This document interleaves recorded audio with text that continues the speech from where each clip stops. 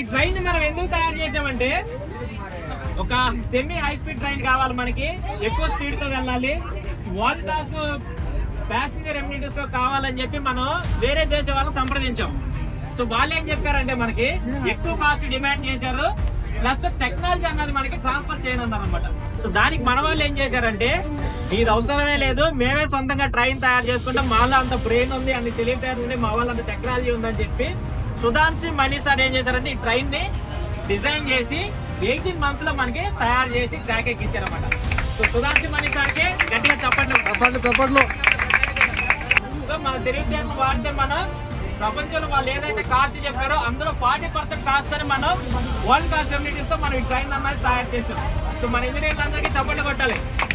రాబోయే రోజుల్లో ఇలాంటి వందే భారత్ ట్రైన్లు చాలా చూస్తూ ఉంటారు మీరు. దీనివల్ల మీకు డస్ట్ రాదు, ఏరోడైనమిక్ షేప్ తో వస్తే, ఫుల్ సీల్డ్ గ్యాంగ్ వేవ్స్ తో వస్తే, సో వరల్డ్ క్లాస్ ఎమ్యూనిటీస్ తో వస్తే ఇది 160 km/h వేగంతో వెళ్తుంది.